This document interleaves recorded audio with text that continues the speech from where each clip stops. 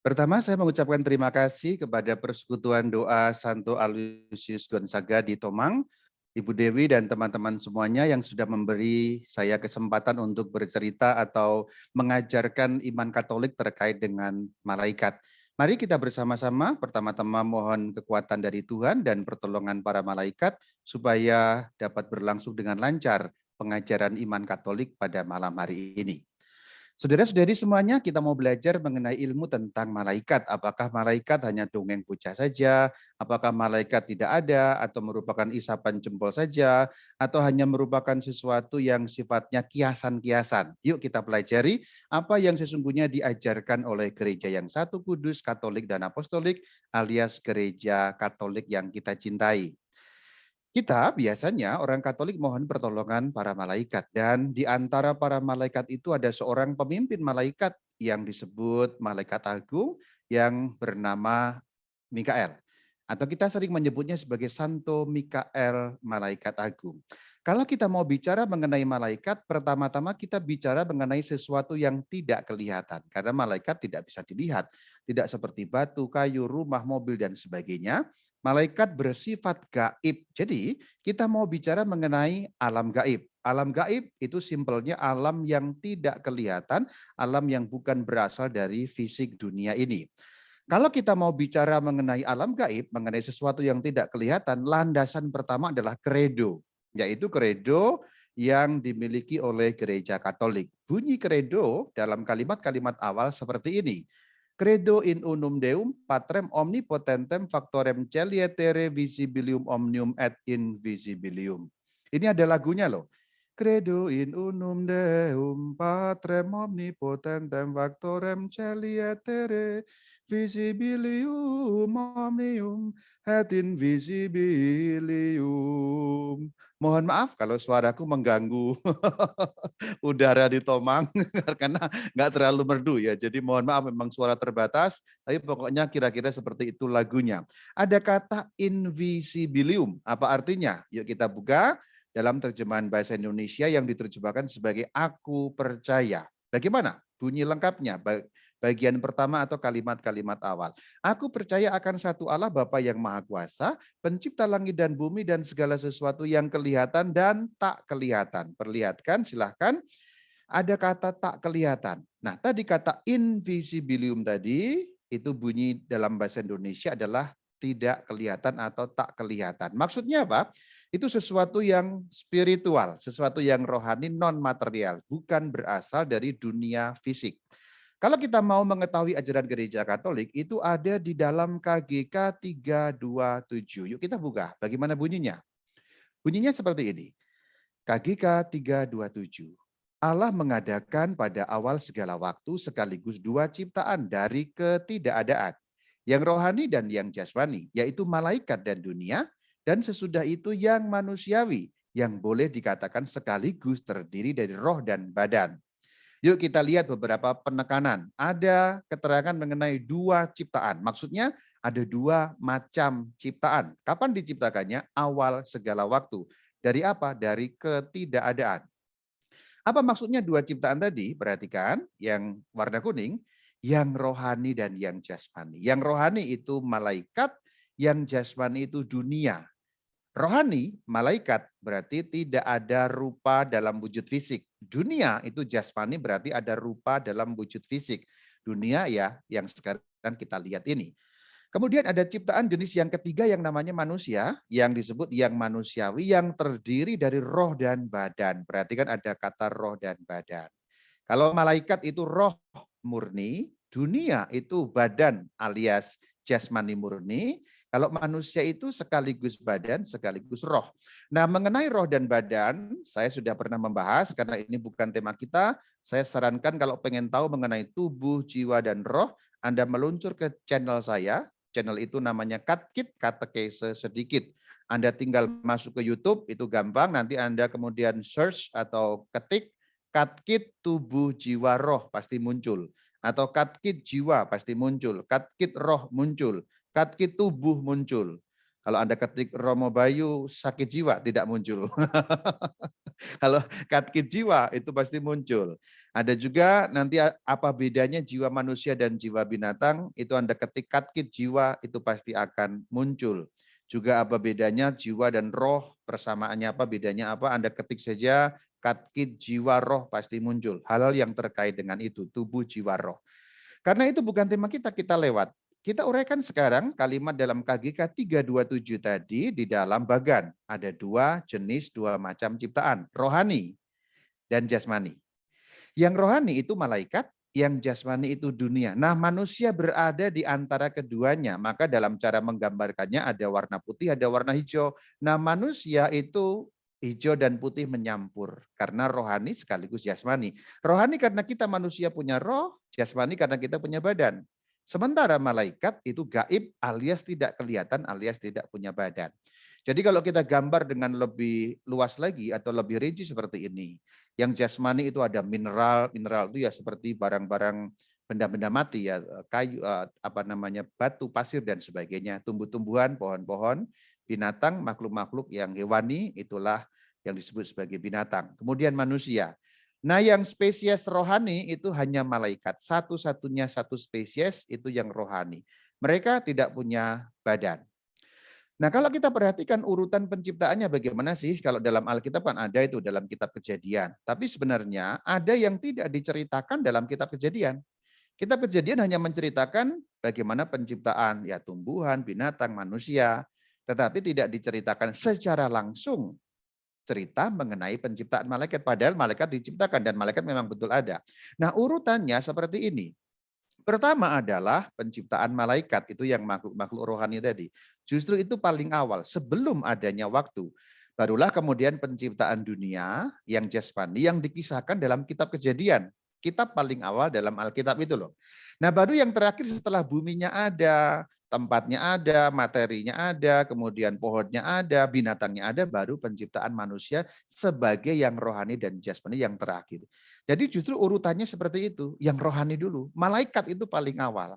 Kemudian baru dunia, baru terakhir manusia. Manusia dari sudut pandang urutan penciptaan itu adalah anak bungsu. Nah, kira-kira begitu ya. Anak sulung nomor satu itu malaikat. Anak tengah itu dunia yang kita lihat ini. Ketika Tuhan menciptakan, seperti itulah urutannya. Lalu ada garis yang warna hitam, Anda bisa melihat yang melintang atas bawah itu yang disebut garis waktu, ruang dan waktu. Mungkin agak teknis dan istilahnya mungkin nggak terlalu gampang. Penciptaan malaikat terjadi di luar ruang dan waktu. Jadi belum ada waktu, belum ada ruang, belum ada bumi. Jadi tidak ada tempat, belum ada tempat. Lalu di mana malaikat diciptakan? Ya tidak di mana-mana karena roh itu tidak membutuhkan tempat. Kita manusia karena berwujud fisik maka butuh tempat. Jadi manusia ada dalam tempat tertentu ya, bumi ini contohnya. Atau kalau dalam yang lebih sempit saya di tempatnya di Kota Subang, lebih sempit lagi di rumah ini, di rumah pastoran, lebih sempit lagi di kamar studio saya ini. Nah, kira-kira begitu. Itu ruang tertentu. Tapi malaikat tidak butuh ruang karena malaikat itu wujudnya roh dan tidak memerlukan seperti kita ini.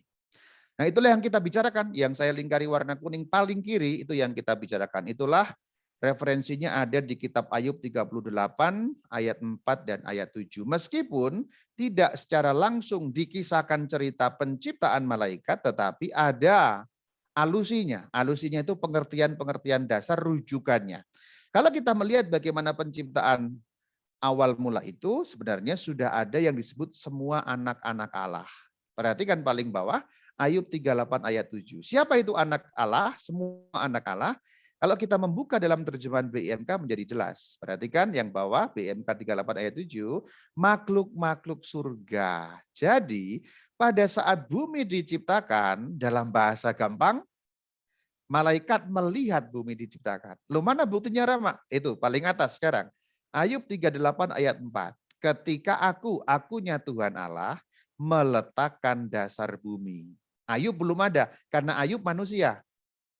Jadi Ayub sebagai manusia, artinya manusia itu penciptanya kan terakhir tadi, anak bungsu ya. Tetapi anak-anak Allah dalam arti makhluk-makhluk surga dan sebut juga malaikat-malaikat tadi itu sudah ada. Bahasa gampangnya, pada saat Tuhan menciptakan dunia, Kemudian pada saat Tuhan menciptakan manusia, malaikat melihat semuanya itu.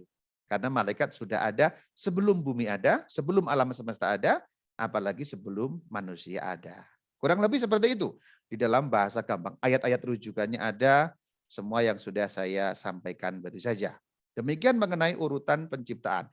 Nah, inilah yang kita bahas, inilah alam gaib. Kalau kita bicara mengenai alam gaib dalam sudut pandang gereja Katolik, ya itulah alam malaikat. Alam yang tidak kelihatan, yaitu alam malaikat. Gaib itu simpelnya dalam arti tertentu, ya sesuatu yang tidak kelihatan, tapi bukan yang material ya. Udara tidak kelihatan, tapi udara material. Udara bisa diuraikan sebagai sifat-sifat kimia ya, O2 misalnya, CO2, monoksida, karbon monoksida dan sebagainya. Udara kan kandungannya macam-macam, ada hidrogen dan sebagainya, H2O menjadi air nanti menguap dan seterusnya. Jadi yang tidak kelihatan maksudnya di sini sesuatu yang bukan fisik. Kalau yang kelihatan fisik yaitu masuknya termasuk adalah alam jasmani gitu. Mohon maaf ya, kentut tuh nggak kelihatan. Tapi terasa bau, nah itu fisik namanya ya. Jadi mohon dibedakan yang tidak kelihatan di sini dalam arti non fisik. Itu penting untuk kita ketahui. Jadi gaib itu artinya non fisik. Sekarang kita masuk kepada tema malaikat. Malaikat diciptakan dari bahan apa? Kalau manusia kan kita tahu ya, manusia diciptakan dari bahan debu tanah. Kalau itu kita bisa lihat ayatnya di dalam kitab Kejadian. Itu bukan tema kita. Sekarang kita masuk pada tema malaikat. Rama, malaikat itu diciptakan dari bahan apa ya? Nah, bahannya apa? Kalau kita kembali ingat bagaimana urutan penciptaan malaikat tadi, kita lihat, silakan kembali ke sini ya. Ada garis atas bawah, itu yang saya sebut sebagai batas ruang dan waktu. Sebelah kiri yang dilingkari warna kuning, malaikat itu belum ada ruang, belum ada waktu, berarti belum ada bahan. Jadi malaikat diciptakan tanpa bahan apapun.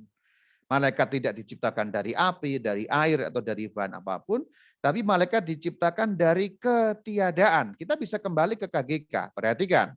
KGK 327. Lihat penekanannya, Allah menciptakan dua ciptaan dari ketiadaan, ketidakadaan. Dalam bahasa Latin atau dalam istilah gereja Katolik itu namanya creatio ex nihilo. Creatio penciptaan, ex dari, nihilo dari tidak ada. Jadi tanpa menggunakan bahan tertentu Allah menciptakan malaikat. Ini jelas sekali di dalam ajaran gereja. Itu berbeda dengan penciptaan manusia yang Allah menggunakan bahan tertentu yaitu debu tanah.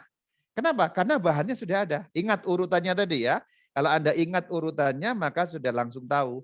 Nah ini, dunia diciptakan nomor 2, baru manusia. Jadi bahannya sudah ada. Tapi karena malaikat diciptakan pertama, maka bahannya belum ada. Nah itu jadi manusia dari debu tanah, tapi malaikat dari ketiadaan. Tidak dari bahan tertentu. Itu yang dimaksudkan creatio ex nihilo. Kalau di dalam gambar-gambar, kita kan selalu melihat malaikat itu ada badannya, ada kepala, ada mata, pokoknya bentuknya seperti manusia lah. Tapi sebenarnya malaikat itu punya badan atau enggak sih? Nah, jawabannya ada di ajaran gereja dalam KGK 328. Yuk kita baca. Bahwa ada makhluk rohani tanpa badan, nah itu dia, dinamakan malaikat. Perhatikan, makhluk rohani tanpa badan. Jadi sebenarnya malaikat tidak punya badan. Malaikat tidak punya kepala, malaikat tidak punya mata, tidak punya seperti yang kita miliki ini. Pertanyaannya, kenapa kok ada gambarnya, Rama? Itu penggambaran. Jadi itu penggambaran. Apakah malaikat itu rupanya seperti itu? Tidak, tentu saja. Ini penggambaran untuk memudahkan kita memahami. Tentu karena kita manusia, maka malaikat kita gambarkan seperti manusia, lalu yang ada sayapnya. Sayap menggambarkan kecepatan bergerak ke angkasa, karena surga kan digambarkan di atas. Ini seperti surga ya. Malaikat ini penggambaran, kan kita membayangkan surga di atas. Apakah surga betul di atas? Karena bumi itu bulat, atasnya kan bingung kita. Nah, surga di atas itu juga penggambaran. Surga tidak di atas, tidak di bawah. Karena surga itu bukan sesuatu yang jasmani. Surga itu rohani. Jadi di luar dunia ini. Tidak ada di atas, tidak ada di bawah, tidak ada di kiri. Demikian juga malaikat tidak punya badan. Jelas sekali dalam KGK 328. Lalu bagaimana sih keadaannya malaikat? Apakah malaikat itu bisa mikir ya Rama ya? Apakah malaikat itu bisa begini begitu seperti kita? Yuk kita perhatikan ajaran gereja dalam KGK 330. Perhatikan, saya bacakan bunyinya. Sebagai makhluk rohani murni, mereka maksudnya para malaikat memiliki atau mempunyai akal, budi, dan kehendak. Perhatikan ada akal, budi, dan kehendak. Akal budi berarti pikiran, bahasa gampangnya. Kehendak, keinginan. Mereka adalah wujud pribadi dan tidak dapat mati. Mereka melampaui segala makhluk yang kelihatan. Jadi ada beberapa hal. Yang pertama, malaikat punya akal budi dan kehendak. Jadi malaikat bisa berpikir seperti kita. Kita punya akal budi. Jadi kita bisa berpikir tentang sesuatu. Malaikat berarti karena mereka punya akal budi juga bisa mikir. Tidak seperti batu yang nggak bisa mikir. Batu itu mau Anda tendang, mau Anda lempar ya diem aja. Kalau manusia kan enggak. Kalau kita ditendang ya kita ngamuk, kita balas nendang. Gitu. Atau apa saja, kita punya akal budi untuk menyelesaikan sesuatu, memikirkan sesuatu. Lalu kita juga punya kehendak. Tidak seperti batu, batu nggak punya kehendak. Batu itu Anda taruh di depan pintu Anda, kalau nggak ada orang memindahkan, sepanjang segala abad tetap ada di situ. Kalau kita kan nggak. Saya ada di sini, nanti setelah selesai ini saya pasti keluar dari ruangan sini. Karena saya punya kehendak, keinginan. Malaikat juga sama. Malaikat punya kehendak, malaikat punya akal budi. Lalu sifatnya sekarang. Punya person atau punya pribadi. Jadi malaikat satu dan yang lain bisa dibedakan. Seperti kita manusia gini, saya berbeda dengan Ibu Dewi berbeda dengan Pak Anton berbeda dengan Alex. Kita semua berpribadi. Itu tidak sama dengan batu. Kalau batu kan nggak berpribadi. Batu yang satu dengan yang lain bentuknya memang berbeda, tetapi mereka tidak punya pribadi. Gitu. Tidak berkepribadian artinya personal, nggak seperti itu. Lalu malaikat immortal, maksudnya nggak dapat mati. Kalau manusia bersifat bisa mati badannya. Karena manusia punya badan maka bisa mati. Karena malaikat tidak punya badan maka tidak bisa mati. Sekali diciptakan malaikat kekal, immortal. Itulah yang disebut sebagai immortal yaitu tidak dapat mati. Sekali ada terus. Itu sama seperti jiwa kita. Jiwa kita sekali diciptakan Tuhan ada terus. Yang mati itu hanya badan kita. Tapi jiwa kita tidak bisa mati. Itu ada dalam Lukas 20 ayat 36 landasannya. Yaitu lihat mereka tidak dapat mati lagi. Mereka sama seperti malaikat-malaikat. Ini keadaan orang yang dibangkitkan. Tidak dapat mati karena memang jiwa tidak dapat mati. Sama seperti malaikat-malaikat yang juga tidak dapat mati. Lalu yang ketiga, malaikat melampaui segala makhluk yang kelihatan. Maksudnya apa? Kehebatan malaikat melampaui semua yang kelihatan. Gampangnya, manusia yang paling pintar di dunia ini itu masih jauh lebih pintar lagi malaikat yang paling bodoh. Bahasa gampang ya. Tentu nggak ada malaikat yang bodoh, tapi saya pakai bahasa gampang. Malaikat kalau ada yang paling bodoh, malaikat yang paling bodoh itu lebih pintar daripada manusia paling pintar sejagat. Itu bahasa simpelnya begitu. Jadi apapun yang diperbuat oleh malaikat luar biasa melampaui kita. Kita jalan hanya 30 kilo per jam, malaikat tidak memerlukan jam, tidak memerlukan waktu, celing langsung New York langsung Eropa, Eropa langsung China, China langsung India. Kira-kira begitu kecepatannya, kekuatannya dan lain sebagainya. Melampaui segala makhluk yang terlihat. Karena apa? Karena malaikat itu roh murni. Kalau kita terbatas, kita ada tembok, nabrak tembok. Kalau malaikat tidak, karena apa? Karena malaikat tidak punya badan. Mereka tidak terbatas oleh halangan-halangan seperti kita yang terbatas oleh halangan-halangan. Itu yang dimaksud melampaui segala makhluk yang kelihatan dalam kesempurnaan.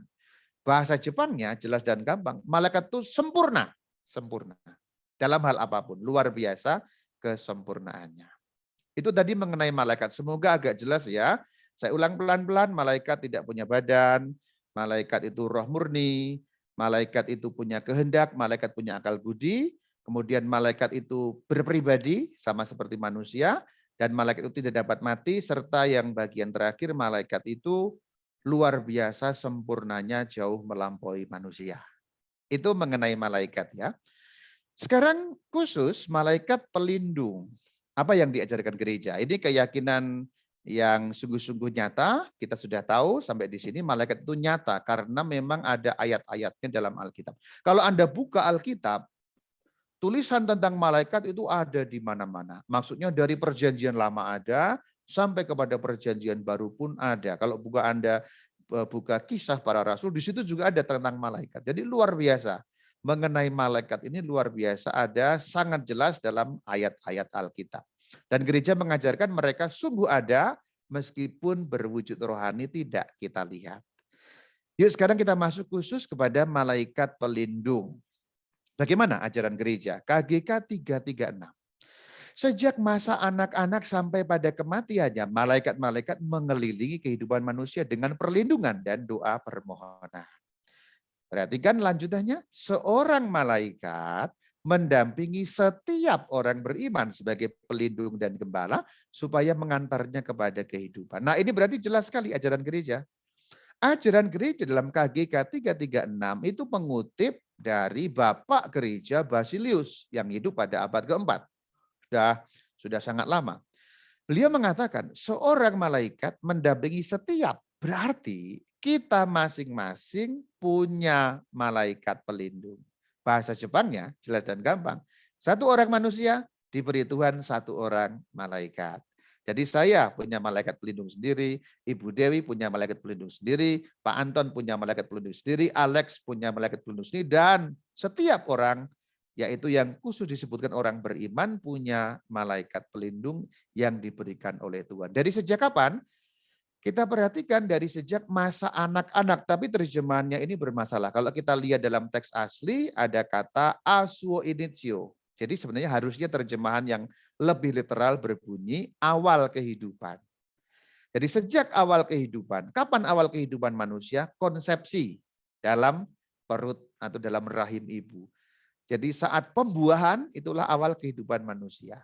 Jadi pada saat ada pembuahan manusia baru, itulah diberi malaikat oleh Tuhan sampai pada kematiannya. Jadi dari awal kehidupan sampai kematian kita, seorang malaikat mendampingi setiap orang beriman. Ini kesimpulan yang dapat kita ambil dari ajaran gereja menurut KGK 336.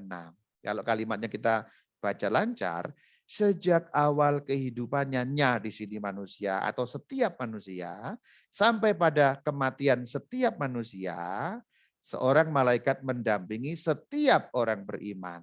Itulah mengenai malaikat pelindung. Malaikat pelindung memberi kita perlindungan, terutama perlindungan yang sifatnya spiritual, yaitu dari serangan-serangan roh-roh lain yang melawan Allah, yang ingin juga menghancurkan kita. Sebab kalau kita hancur, Allah menjadi sedih.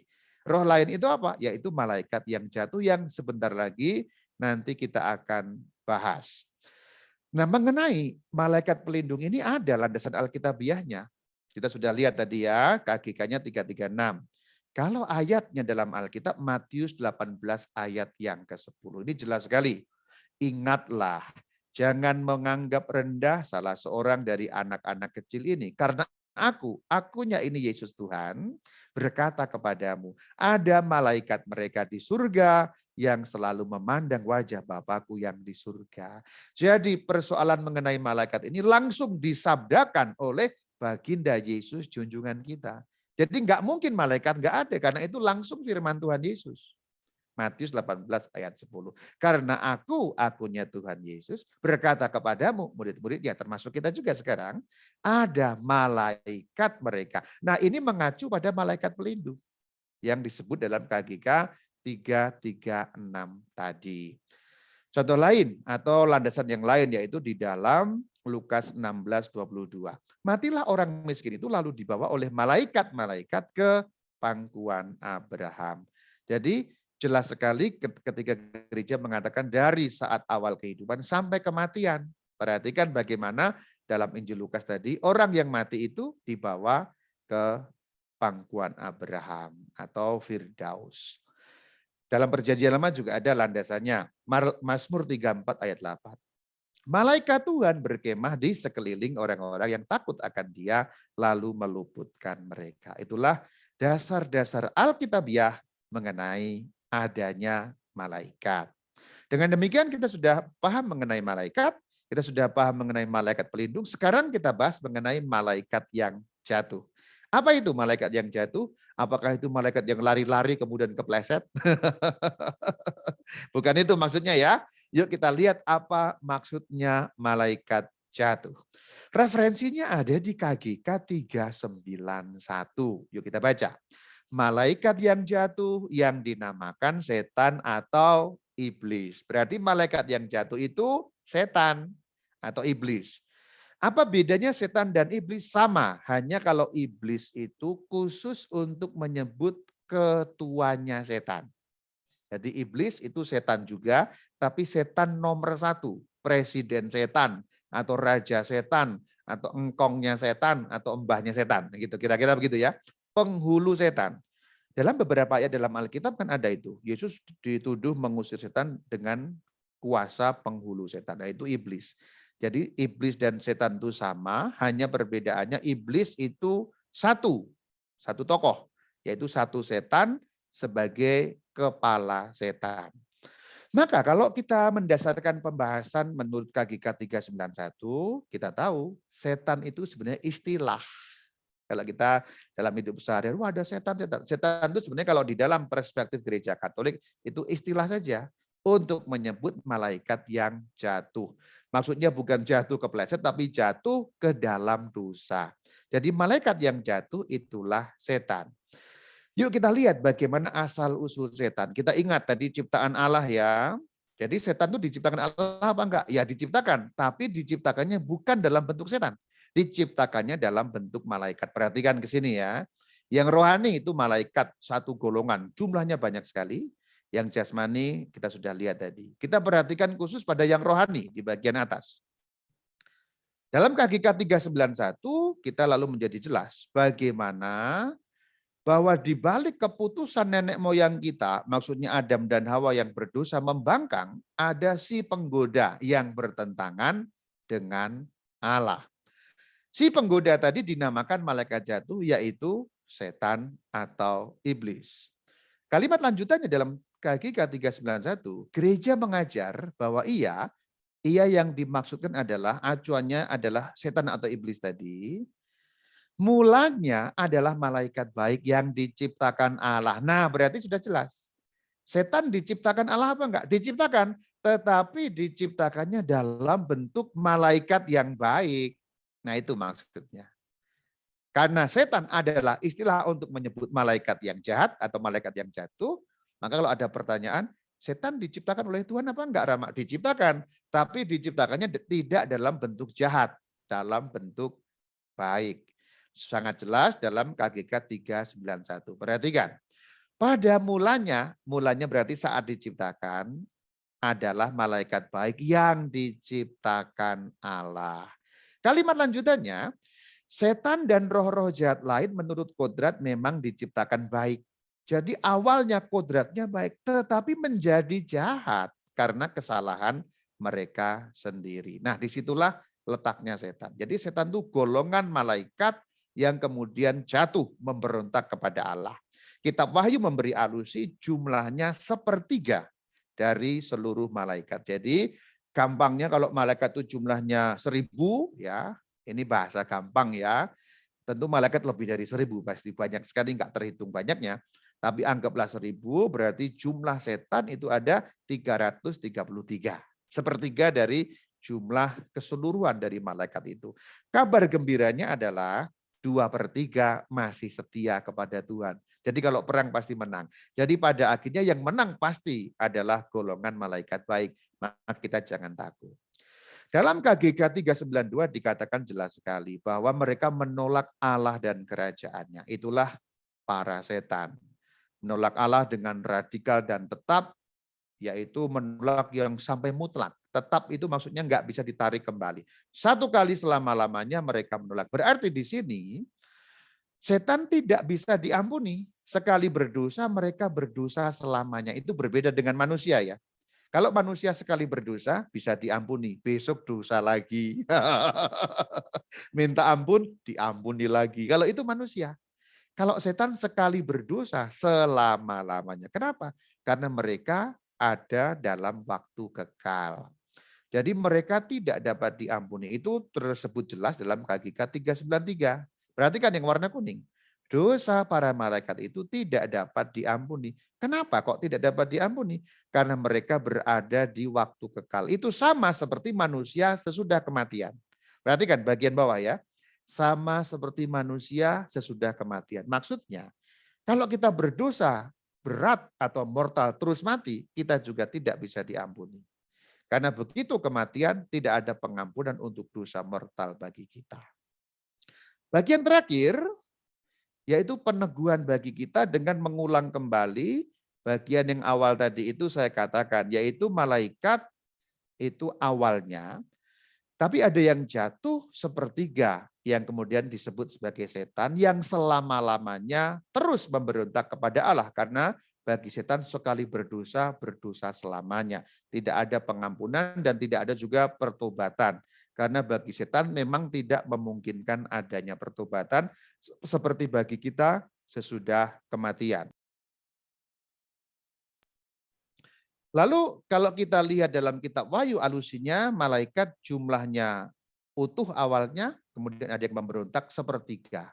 Jumlah malaikat yang baik masih 2/3. Berarti itu kabar baik bagi kita atau satu peneguhan bagi kita. Ini sebagai yang terakhir supaya kita tidak takut terhadap setan karena malaikat tetap berpihak kepada kita dan berperang untuk kita dan menjadi pelindung bagi kita, terutama malaikat agung. Lalu juga ada doanya, doa Santo Mikael Malaikat Agung. Santo Mikael Malaikat Agung, belalah kami pada hari pertempuran. Nah, pertempuran itu maksudnya serangan-serangan malaikat yang jatuh alias setan tadi itu. Yuk kita baca KGK 395. Kita baca. Meskipun setan itu kuasanya tanpa batas, besar, tapi bukan tanpa batas, berarti terbatas. Di bagian awal tadi kita sudah belajar malaikat itu melampaui ciptaan yang lain yang sifatnya fisik. Karena setan adalah malaikat, berarti setan juga punya kekuasaan yang besar. Tapi ada batasnya. Itu yang mau dikatakan oleh gereja. Bagaimanapun malaikat itu ciptaan. Karena setan juga malaikat, maka setan juga ciptaan. Jadi jangan takut. Walaupun kuat, ia makhluk saja, makhluk biasa. Dan kita tahu Allah turut bekerja dalam segala sesuatu. Dalam hal apa? Dalam hal rohani yaitu melalui karya para malaikat. Itulah pentingnya karya malaikat. Setan itu tidak kelihatan. Kita sulit menghalau setan karena kita tidak bisa melihat setan. Tapi kita bisa menghalau setan dengan kuasa Allah yang dilimpahkan kepada kita melalui bantuan malaikat, terutama khususnya malaikat pelindung dan lebih utama lagi malaikat Santo Mikael sebagai penghulu malaikat agung. Terakhir dalam ayat 1 Yohanes 4 ayat 4 kita tahu mesti bagaimana. Kamu berasal dari Allah, kita dari Allah, anak-anakku. Dan kamu telah mengalahkan nabi-nabi palsu itu. Sebab roh yang ada di dalam kamu lebih besar daripada roh yang ada di dalam dunia. Yang dimaksud roh yang dalam dunia itu roh malaikat jatuh, roh setan. Tapi roh dalam kita roh kudus. Lebih besar kuasanya. Maka saudara-saudari dengan demikian kita sudah sampai pada penghujung pembahasan. Kita tahu malaikat itu ada, sifatnya bagaimana, kemudian tujuannya Tuhan mengadakan supaya apa? Intinya supaya membantu kita mengalahkan kuasa jahat, yaitu setan sebagai malaikat yang jatuh. Seperti terlihat dalam gambar di situ ya. Ini malaikat Mikael menginjak yaitu naga atau ular tua atau iblis atau setan. Demikian pembahasan saya mengenai malaikat. Semoga menjadi pengertian yang lebih meningkat. Kemudian nanti Anda boleh bertanya jawab, membahas yang kurang jelas bagi Anda mungkin diperjelas atau pertanyaan-pertanyaan yang mungkin masih menggali yang bagi Anda perlu memerlukan keterangan lebih lanjut, dipersilakan nanti untuk kita diskusi ataupun tanya jawab seluas-luasnya sesuai dengan waktu yang disediakan dalam persekutuan doa ini dipersilakan. Dengan demikian saya mengakhiri. Shalom alaikum. Alaikum shalom. Alaikum shalom.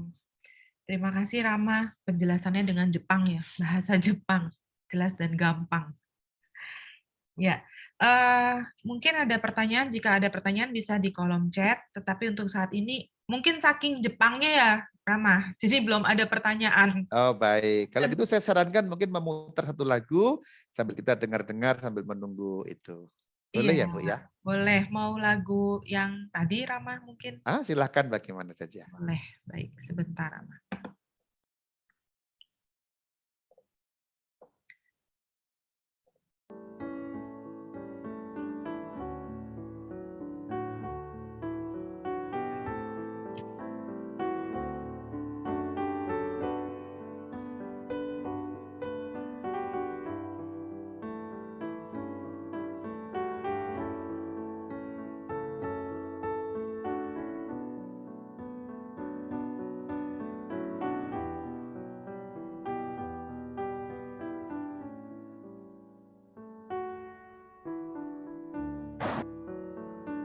Maaf, ini chatnya masih disabled ya? Oh, chatnya disable ya? Sebentar. Nggak ada ya.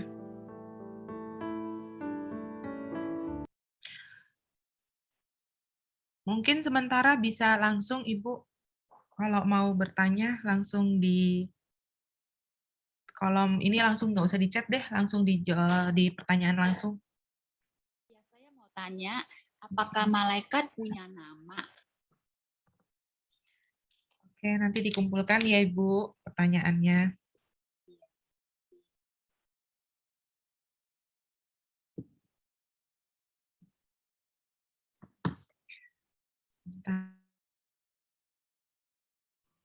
Malam, Rama. Saya mau tanya, apakah, mohon maaf kalau tadi mungkin agak saya kelewat dengar, apakah malaikat juga punya kehendak bebas? Kenapa malaikat berbuat dosa? Apakah malaikat juga seperti manusia diberi mempunyai kehendak bebas sehingga bisa memilih antara mau hidup dalam jalan benar atau hidup dalam dosa? Terima kasih. Ya, terima kasih. Mohon nama Ibu dari? Sandra Romo. Sandra, Rama. baik ya. Nah, kita sudah melihat dari dalam penjelasan malaikat itu punya dua hal yang sama seperti yang dimiliki oleh manusia. Yang pertama yaitu akal budi. Tadi sudah kita singgung, tapi nggak apa-apa. Kita ulang lagi bahwa malaikat itu sama seperti kita yang memiliki akal budi dan kehendak, yaitu kehendak bebas. Simpelnya malaikat bisa mikir seperti kita. Setelah mikir, malaikat bisa memilih seperti kita. Karena punya kehendak bebas. Jadi kita ini karena punya akal budi, lalu punya kehendak bebas, jadi bisa berpikir tentang sesuatu dan bisa memilih ini kehendak bebas. Kiri atau kanan? Kanan atau kiri? Seperti itu jugalah malaikat. Itulah kenapa malaikat bisa jatuh. Yang disebut sebagai setan tadi ya.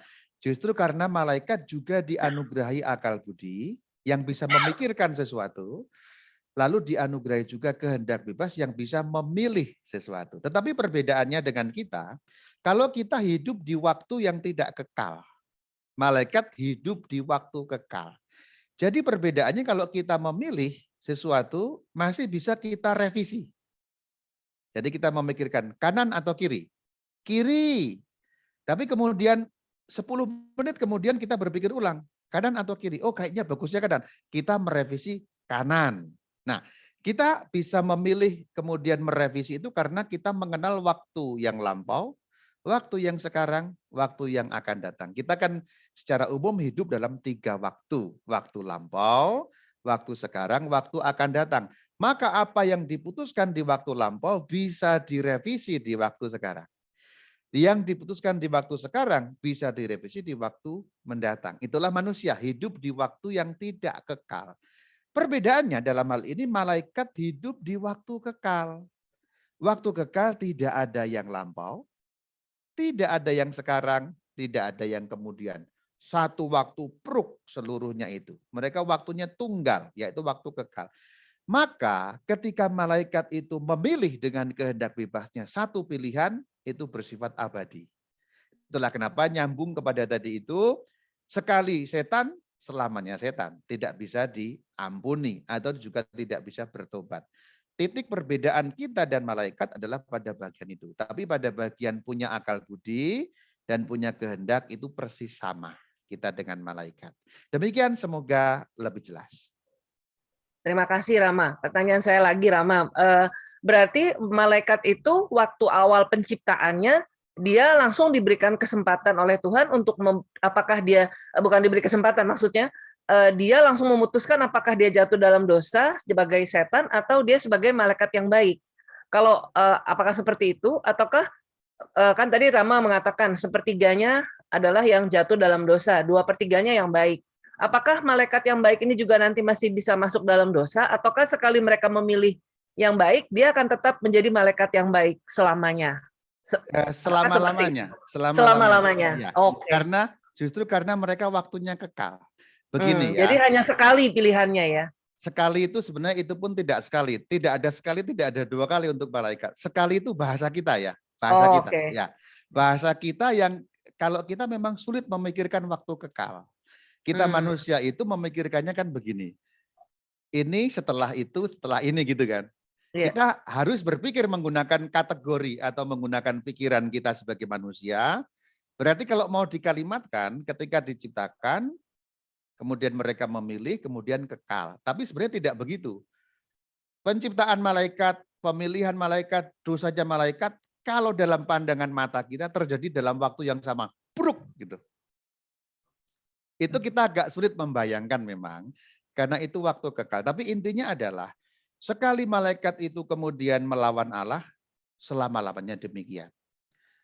Sekali malaikat itu setia kepada Allah, tidak jatuh yang 2/3 tadi, selama-lamanya akan demikian. Jadi jumlah malaikat yang jahat itu tetap, artinya jumlah setan tidak bertambah. Jumlah malaikat yang setia kepada Tuhan juga tetap. Berarti tidak ada setan yang bisa mempengaruhi malaikat yang setia kemudian supaya jatuh, atau sebaliknya malaikat yang setia mempengaruhi, ayolah Tan, lu bertobat deh, nggak bisa gitu ya. Jadi simpelnya kekal jumlahnya tetap demikian, begitu. Baik, Terima kasih Rama. Ya. Rama tadi ada pertanyaan, apakah malaikat punya nama? Apakah apa? Malaikat mempunyai nama. Oh, apakah malaikat mempunyai sama seperti kita manusia? Hanya nama yang diberikan kepada kita dalam wahyu Tuhan hanya 3 nama. Selebihnya kita tidak tahu mengenai nama malaikat. Yang kita tahu hanya 3 nama malaikat agung seperti yang dinyatakan kepada kita melalui wahyu Tuhan, yaitu malaikat agung Mikael, malaikat agung Gabriel, malaikat agung Rafael. Itulah 3 nama yang diwahyukan. Tapi sebenarnya semua malaikat yang diciptakan Tuhan itu punya nama pribadi. Justru karena mengacu pada tadi itu malaikat sifatnya apa? Berkepribadian. Jadi malaikat A dengan malaikat B berbeda, lalu mereka punya nama masing-masing. Cuman memang nama yang di luar itu kita tidak boleh menyebutkannya karena kita tidak mengetahui namanya. Jadi kita juga tidak boleh ngarang memberi nama sembarang karena malaikat itu adalah hak kuasa prerogatifnya Tuhan. Malaikat tidak seperti kucing dan anjing yang kita sembarang bisa ngasih nama gitu ya. Jadi kalau Tuhan memberitahukan kepada kita hanya 3 nama malaikat itu, maka kita hanya bisa menyebut 3 nama itu. Saya kembangkan pertanyaannya ya. Itulah kenapa gereja Katolik memperingati atau merayakan hanya 3 nama malaikat itu. Ketika gereja merayakan liturgi 29 September.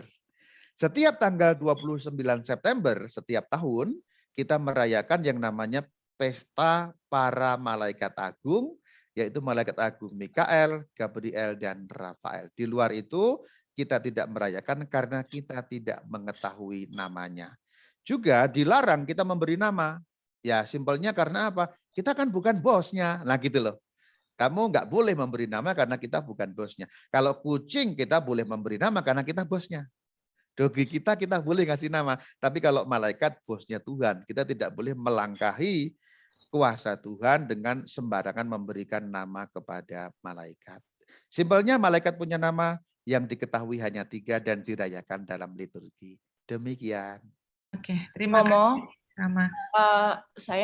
Saya Vina, saya mau bertanya Romo.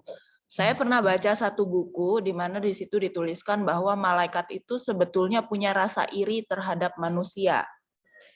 Nah, itu kenapa ya malaikat itu bisa iri? Apakah karena kalau manusia berbuat salah itu masih bisa diampuni, sementara kalau malaikat sudah tidak bisa? Atau gimana itu, Romo? Ya. Terima kasih. Saya tidak tahu bukunya apa, tapi sebenarnya malaikat tidak punya rasa iri kepada manusia. Kalau yang dimaksud malaikat yang baik, ya. Tapi kalau malaikat jahat ya tentu saja ada, karena malaikat jahat itu kan setan. Setan itu iri kepada apa saja yang dicintai Tuhan. Jadi mungkin yang dimaksudkan dalam buku yang Anda maksud adalah malaikat yang jatuh, yaitu setan. Kalau itu sangat wajar dan sangat mungkin karena memang setan itu intinya ya cuma iri saja. Jatuhnya setan kepada dosa itu kan karena iri. Tuhan disembah kok saya tidak. Kurang lebih seperti itu, simpelnya ya. Jadi kalau yang dimaksud malaikat yang baik, malaikat tidak punya rasa iri. Karena mereka diciptakan dalam keadaan baik dan tetap baik. Dan tugasnya memang melayani Allah, salah satunya menjaga manusia.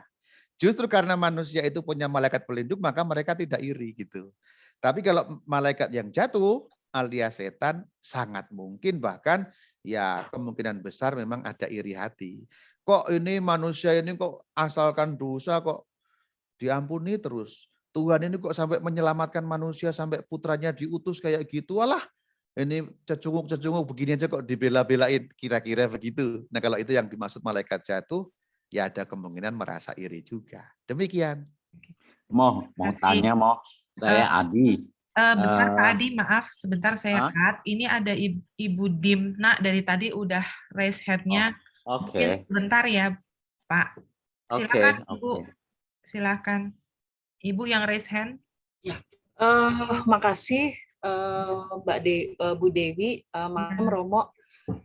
Aku mau nanya, aku Dimna mau nanya, itu kan kalau setan itu kan kita bisa ngerasain, kita dipengaruhi, ayo berbuat jahat, kayak gitu kan Romo ya, gitu. Itu kan kita bisa ngerasain dalam hati tuh, dorongan untuk berbuat jahat gitu, berbuat dosa gitu ya Romo.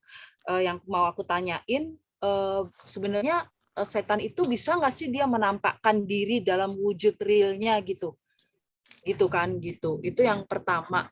Terus yang kedua itu kan tadi Romo menjelaskan malaikat itu yang itu kan dalam waktu kekal, jadi dia hanya bisa memilih satu kali kan Romo. Yang tadi Romo jelasin itu loh, yang ya sama dengan manusia sesudah kematian.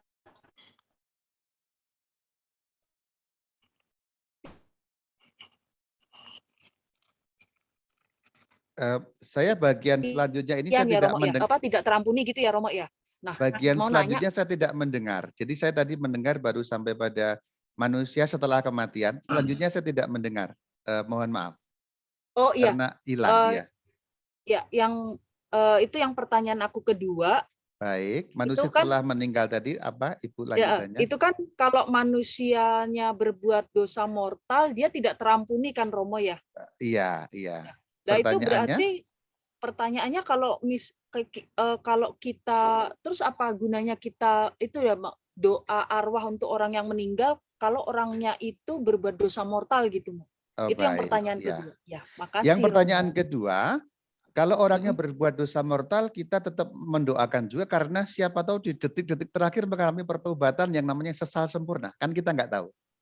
Yang kita tahu adalah sesuatu yang kelihatan. Sedangkan Tuhan melihat apa yang tidak kelihatan. Karena sangat mungkin orang berdosa mortal. Anggaplah gampangnya begini. Orang punya istri dua berarti kan hidup dalam perzinahan. Gitu ya. Itu yang kita lihat.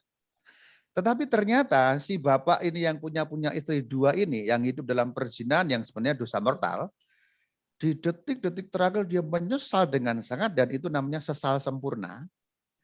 Kemudian Tuhan memberi pengampunan pada detik-detik terakhir sangat mungkin. Dan itu ada ajarannya dalam gereja Katolik yang namanya sesal sempurna.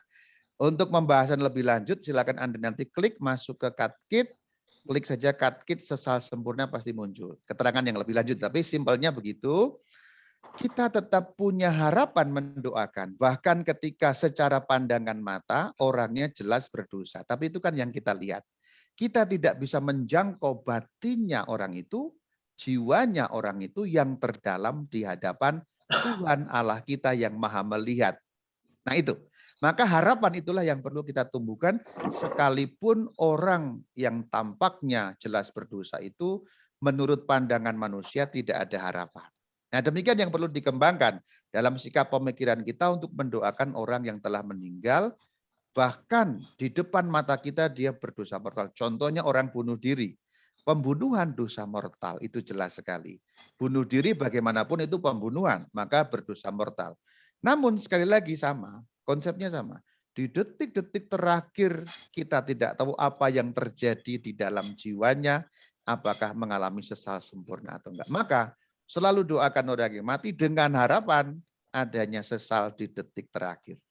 Demikian mengenai pertanyaan yang diajukan oleh Ibu Nimfa tadi ya. Terima kasih. Ya, silakan Pak Adi. Oh ya. Pertanyaan yang pertama belum, Romo. Oh, pertanyaan ada ya tadi apa ya? Ada tadi yang pertanyaan pertama itu apakah setan tuh dia oh bisa baik ya, mewujudkan ya. Oh bisa. Iya. Setan bisa bermanifestasi sama seperti malaikat yang bisa bermanifestasi. Setan adalah malaikat, mereka tidak punya badan tetapi bisa namanya bermanifestasi, mengambil wujud. Tapi bukan dalam wujud mereka karena mereka tidak berwujud ya. Sekali lagi ya. Setan adalah malaikat. Malaikat itu tidak berwujud, tidak berbadan, tidak punya fisik. Maka kalaupun muncul, contohnya, malaikat menampakkan diri dalam bentuk manusia bersayap. Itu namanya manifestasi atau mewujudkan diri. Bahasa Jepangnya, pakai kostum, bahasa Jepangnya. Jadi kalau setan muncul dalam wujud mengerikan, itu pun juga manifestasi. Jadi pakai kostum simpelnya. Tapi kostumnya nggak perlu jahit, nggak perlu ke tukang. Mereka legal, langsung muncul. Kalau setan umumnya memang menampakkan diri dalam wujud-wujud yang ngeri, yang mengerikan, yang menyeramkan. Karena justru setan kan membawa teror. Teror itu menakutkan. Sesuatu yang menakutkan tentu akan membawa kita pada sesuatu yang kurang baik. Nah, jadi simpelnya apakah setan bisa mewujudkan diri dalam bentuk-bentuk? Bisa, tetapi itu yang dinamakan manifestasi, dan umumnya kalau setan itu yang ngeri, maka kepala terpenggal atau perutnya bolong, kalau di tanah Jawa sini dibilangnya sundel bolong gitu, dan macam-macam yang ngeri-ngeri itulah. Demikian dari pertanyaan yang pertama. Rama, suaranya off, Rama. Suaranya off ya. Ya. Sudah, Sesuatu Rama. yang mengganjal. Sudah. Ya. Romo, mungkin saya mau bertanya lagi, Romo. Bisa nggak diminta tolong dijelaskan, Romo, mengenai malaikat serafim? Katanya malaikat serafim ini yang paling dekat dengan manusia. Apa betul ya, Romo? Dekat dengan Tuhan ya? Oh iya, Ya, serafim itu bukan nama malaikat ya, tapi itu satu golongan. Jadi golongan ada cherubim, ada serafim. Jadi itu bukan nama, itu berbeda dengan misalnya malaikat Mikael. Kalau malaikat Mikael tadi nama ya, nama pribadi, nama diri si malaikat. 3. Kalau serafim itu sama dengan cherubim, itu bukan nama tapi itu satu kelompok atau golongan malaikat yang memang bertugas di seputar tahta Allah. Maka serafim, cherubim itu 2 golongan yang betul memang ada di dekat sekali dengan Tuhan. Demikian. Oke, silahkan Pak Adi. Di-unmute dulu ya Pak Adi, tadi saya mute soalnya. Oh, sorry. Ya. Terima kasih. Romo, saya mau tanya mengenai nama tadi, Romo. Nama malaikat. Saya pernah pergi ke satu gereja di dekat Bambu Apus ke sono lagi di daerah. Saya melihat di dalam gerejanya itu terpampang ada 7 malaikat dan mereka punya nama di situ. Dan yang kedua, yang anehnya juga, saya dulu punya teman, dia pakai nama baptis Uriel, ya kan? Saya tanya dia, Uriel itu siapa? Dia sebut itu adalah malaikat Tuhan, dia bilang salah satu malaikat Tuhan, malaikat malaikat penghulu lah katanya. Nah, dasar dia mendapatkan nama Uriel dan terus yang di gereja itu terpampang 7 malaikat penghulu Tuhan itu dengan namanya, itu diambil dari mana ya, Romo? Baik, terima kasih Pak Adi. Seperti yang sudah saya katakan, 7 malaikat itu memang ada jumlahnya 7 dan Alkitab katakan, tetapi nama yang diberitahukan kepada kita hanya 3. Maka nama-nama lain tidak valid. Dan gereja sebenarnya sudah mengatakan, nama-nama lain tidak bisa kita kenakan begitu saja karena itu datang dari nggak jelas, nggak tahu dari apa, dari kitab apa, atau dari mana saja. Tapi ajaran gereja jelas sekali bahwa nama yang boleh dipakai hanya 3. Jumlahnya memang 7. Jadi kalau ada pemasangan malaikat 7 itu bisa dipasang 7. Tapi yang bisa diberi nama hanya 3. Karena memang nama yang diwahyukan kepada kita hanya 3 itu. Dan itu sudah ada larangannya oleh gereja. Dilarang memberi nama malaikat karena siapa tahu nama itu justru nama setan. Nah gitu loh. Itu jelas sekali di dalam dokumen yang berjudul Jesus Christ Living Water, ya itu atau surat mengenai New Age. Jadi karena surat mengenai New Age itu juga banyak dipakai malaikat, sering-sering nama-nama di luar yang 3 itu dipakai, tapi sebenarnya tidak diperkenankan. Maka kalau mau mengikuti ajaran gereja Katolik yang sehat, saya katakan yang sehat ya, yang harusnya gitu ya. Nama yang boleh dipasang hanya 3 itu. Karena kita tidak tahu nama yang lain. Seperti sudah kita lihat bagaimana tadi itu setan adalah malaikat juga. Maka nama-nama lain yang tidak dapat dipertanggungjawabkan itu, sumbernya maksudnya, sangat boleh jadi justru nama seorang setan. Nah itu yang menjadi dasar bagi gereja. Simpelnya, kalau Allah mewahyukan hanya 3 nama, memang Allah menghendaki memang hanya 3 nama itu. Jadi tidak perlu mencari-cari atau mengais-ngais nama yang lain yang sebenarnya pertanggungjawabannya tidak ada. Demikian. Lalu Romo, saya tanya lagi ya. Lalu teman saya itu namanya Uriel gitu. Lalu dia mengambil nama Uriel dan diperbolehkan untuk dibaptis. Dasarnya apa kalau begitu, Romo?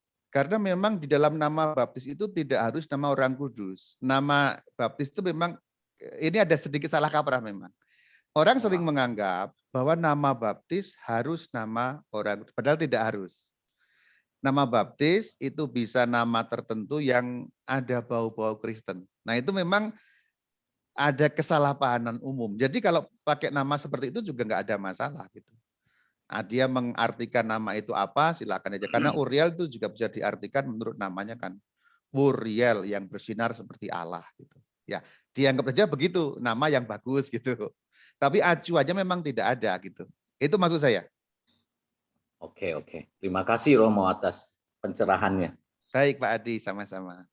Romo, saya mau bertanya lagi. Kalau Allah Bapa itu bisa menciptakan malaikat, kenapa Allah Bapa tidak bisa membinasakan setan dan iblis? Itu yang pertama. Dan yang kedua, apakah betul hipotesa kalau nanti pada saat second coming of Jesus, malaikat setan-setan ini akan dibinasakan gitu, Romo? Makasih, Romo. Ya, saya dari kedua dulu. Setan-setan dibinasakan bukan dalam arti dihilangkan ya. Dibinasakan dalam arti dipisahkan dari Allah atau dalam bahasa gampangnya, bahasa Jepang masuk neraka gitu ya. Pertanyaan pertama, apakah Allah bisa? Bisa, tapi Allah akan mengkhianati firman-Nya sendiri atau aturannya sendiri. Dan Allah tidak bisa mengkhianati aturannya sendiri. Bukan tidak mampu, tapi memang sifat Allah begitu. Begitu Allah memberikan aturan yang tidak bisa dikhianati sendiri. Allah menciptakan malaikat dalam keadaan mereka immortal, tidak bisa hilang, tidak bisa mati. Maka demikianlah adanya. Nah itu. Jadi kita seringkali membayangkan Allah itu bisa sewenang-wenang semaunya sendiri. Oh tidak. Allah mengikuti hukumnya sendiri justru karena dia Allah. Kalau dia bukan Allah, maka dia bisa sewenang-wenang. Nah, yang sewenang-wenang itu kan kita. Contoh ketika Allah menciptakan manusia sebagai makhluk yang jasmani dan rohani, kemudian rohnya nggak bisa mati. Itu sudah penentuan Allah sejak semula begitu. Maka ketika kembali ke soal yang Anda tanyakan mengenai Allah bisa nggak membinasakan, kalau yang Anda maksudkan menghilangkan, tidak bisa tapi bukan karena tidak mampu, tapi karena Allah mengikuti hukum yang Dia ciptakan. Gitu. Dia tidak bisa berkhianat terhadap dirinya sendiri. Kalau dia berkhianat kepada dirinya sendiri, maka dia bukan Allah. Allah kok berkhianat. Nah gitu. Ketika Allah menciptakan malaikat, yang jatuh kan namanya setan ya, tapi kan diciptakannya sebagai baik ya. itu diciptakannya memang immortal. Jadi sekali diciptakan mereka ada terus. Maka Allah tidak mau sewenang-wenang begitu. Nah gitu, semoga memberi pemahaman bagi kita. Terima kasih Romo. Romo, saya mau tanya. Saya Dewi Andayani. Romo, kalau misalnya manusia kan tadi ada yang dosa immortal itu ya Romo ya. Dosa immortal itu kan nanti dosa jiwa, mortal Ibu, dosa mortal ya. ya. Kalau immortal itu tidak dapat mati. Kalau mortal yang membuat mati. Nah gitu ya. Dosa mortal Romo. Nah, dosa mortal ini berarti kan jiwanya dia tidak bisa diselamatkan kan Romo? Iya betul, betul. Apakah dia akan sama seperti malaikat yang jatuh itu Romo? Demikian, sama. Karena orang yang berdosa mortal berarti terpisah dari Allah. Terpisah dari Allah berarti jiwanya tidak selamat. Atau dalam bahasa kita sehari-hari, jiwa yang tidak selamat itu masuk neraka. Neraka itu sesungguhnya terpisah dari kasih Allah sendiri. Jadi nasibnya manusia yang berdosa mortal saat mati masih memakai atau membawa dosa mortal bagaimana? Ya nasibnya sama seperti malaikat yang jatuh itu. Karena begitu berdosa mereka berdosa kekal, begitu manusia berdosa mortal dan mati dia masuk waktu kekal, maka tidak mendapat pengampunan juga.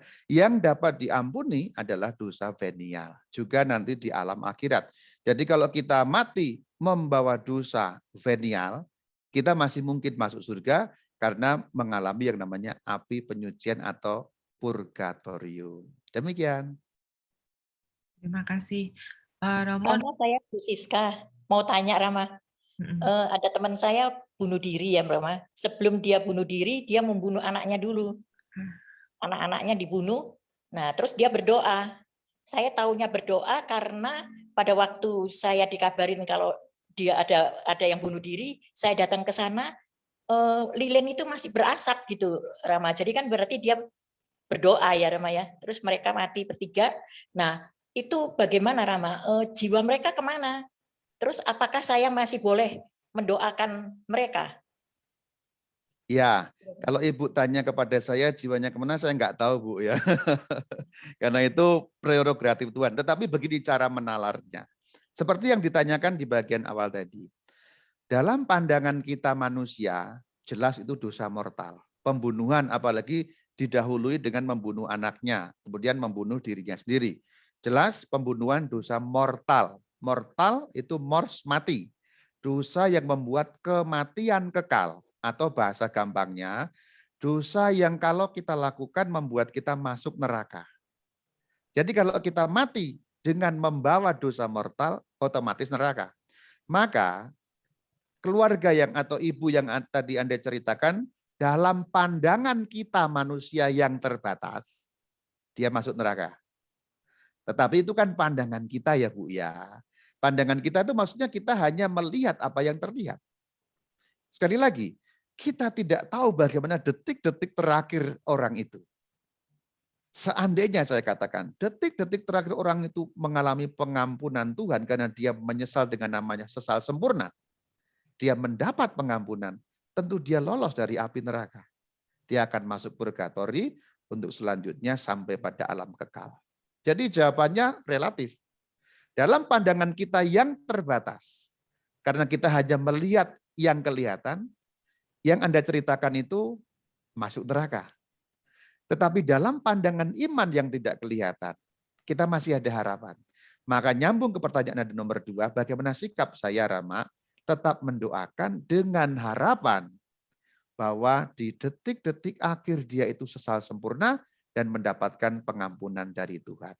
Karena itulah kita selalu berharap dan mendoakan ibu atau orang tadi itu mendapatkan keselamatan abadi meskipun dalam pandangan kita kayaknya nggak selamat. Tetapi tadi sudah saya ceritakan panjang lebar, maka kesimpulannya simpel, tetap didoakan dengan satu harapan. Demikian.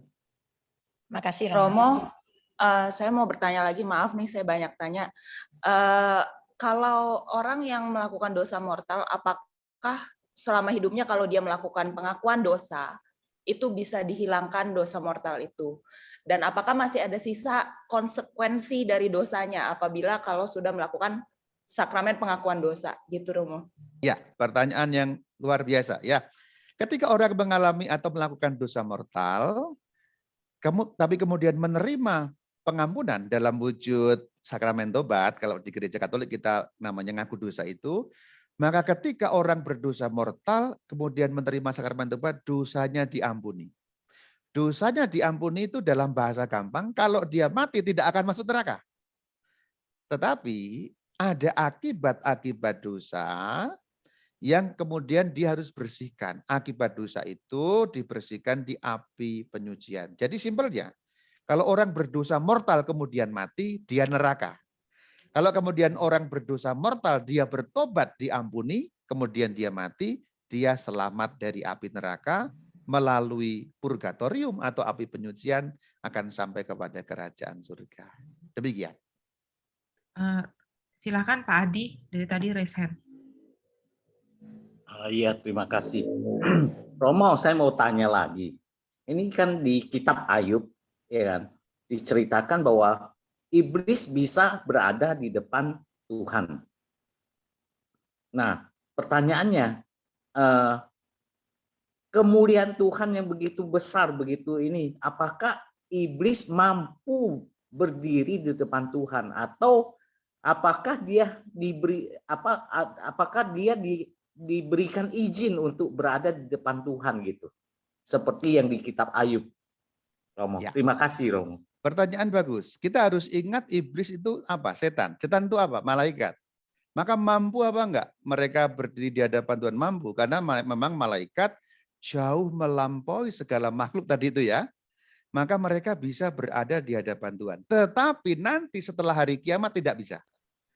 Tuhan menentukan pemisahan mutlak dan total nanti pada akhir zaman ketika malaikat-malaikat jahat tadi, yaitu iblis, setan, dan sebagainya, terpisah sepenuh-penuhnya dari Tuhan. Kalau kita kitab Ayub itu kan konteksnya kan perjanjian lama yang belum hari kiamat. Nah, jadi simpelnya setan itu masih punya kekuatan, masih punya wewenang, masih punya hak, masih punya kemampuan persis seperti malaikat. Jadi ketika mereka jatuh ke dalam dosa, kekuatan mereka, wewenang mereka, hak mereka, kemampuan mereka, bahasa gampangnya powernya mereka tidak dicabut oleh Tuhan. Kapan nyabutnya? Nanti hari kiamat, yaitu ketika pemisahan seluruhnya menjadi jelas dan Kristus meraja atas segala sesuatu, maka setan iblis tidak lagi punya kemampuan seperti itu. Demikian. Terima kasih Romo atas penjelasannya. Romo, saya mau bertanya lagi.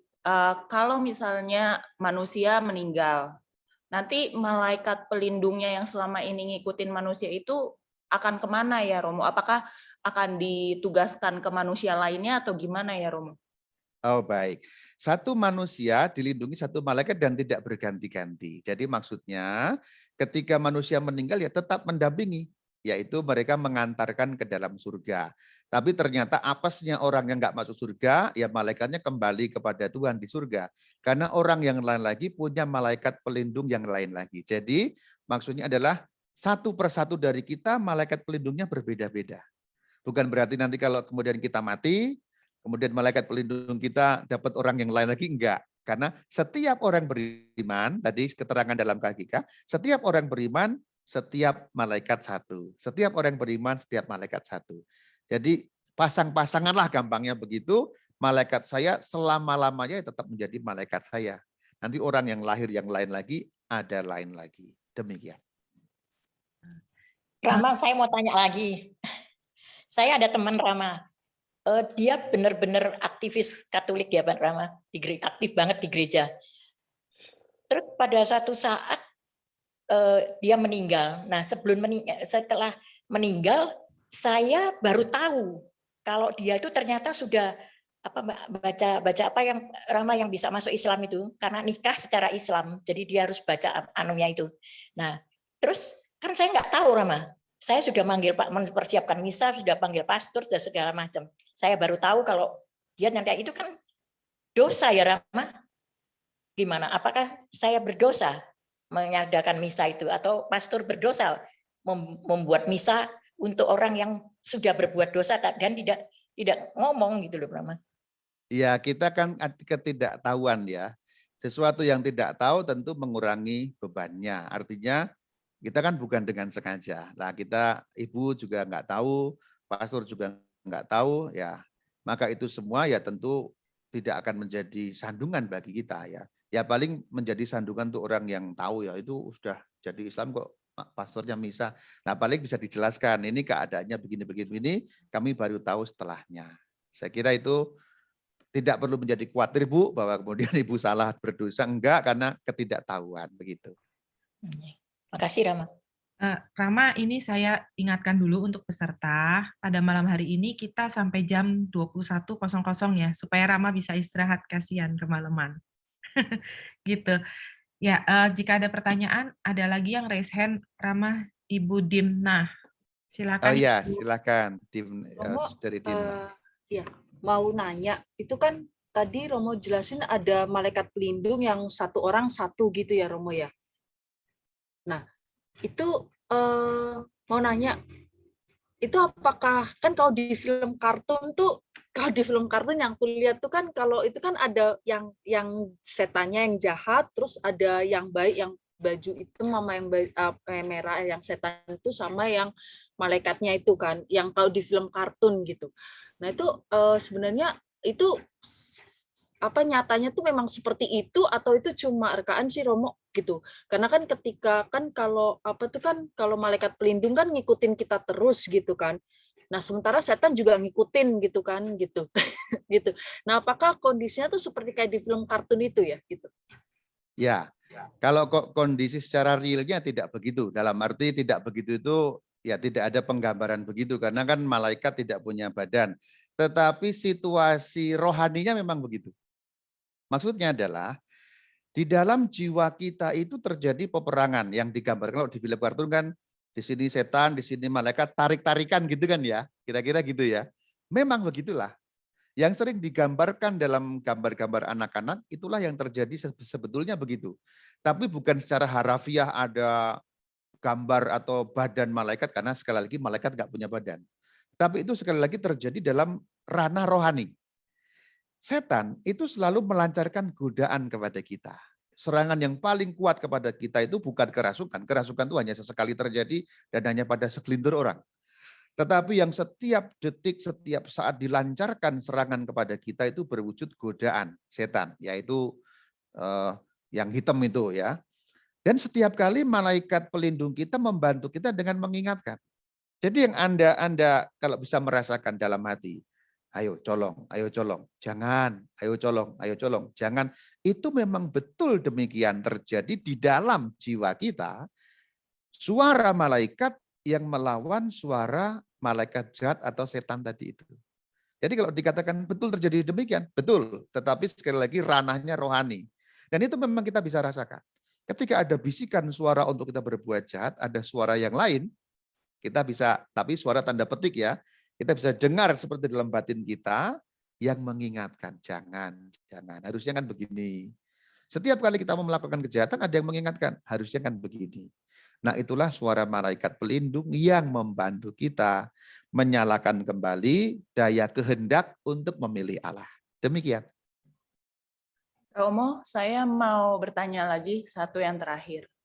Apakah ada doa rekomendasi dari Romo supaya kita bisa semakin dekat dan mengenal malaikat pelindung kita, Romo? Begitu. Oh doa, ya doanya doa malaikat pelindung kita aja Angeli Dei itu ya. Silakan Anda mendoakan doa malaikat pelindung atau juga dengan doa spontan bisa. Tapi kalau rumusan gereja sudah ada doa kepada malaikat pelindung itu. Nah kalau mau doa spontan ya boleh juga. Malaikat pelindungku, hari ini jagalah aku dari segala serangan kejahatan. Ingatkanlah pikiranku, mulutku, hatiku supaya setia kepada Tuhan. Kata-katanya sih bebas, tapi intinya supaya malaikat pelindung betul-betul dapat kita dengar terus. Malaikat pelindung itu kan selalu mengingatkan kita. Hanya sayangnya kita kadang-kadang kan nggak peka gitu. Jadi dua ya rekomendasinya, doa dari gereja, Angeli Dei, kemudian doa spontan yang yaitu kepada malaikat pelindung. Begitu. Rama, saya ada pertanyaan nih Rama. Kalau Bunda Maria itu kan berarti Ratu para malaikat ya, karena pada saat doa malaikat Tuhan jam 12 dan jam 6, itu kan kita berdoa kepada Bunda Maria, bukan spesifik kepada malaikat pelindung sepertinya ya. Itu Rama pertanyaan. Ya betul. Itu kepada Bunda Maria, memang salah satu gelarnya itu Ratu para malaikat. Kenapa kok demikian? Karena kan Bunda Maria sudah memasuki kerajaan surga, sudah berada di surga dengan jiwa dan raganya. Dan surga itu kan tempatnya Allah bersama dengan malaikatnya.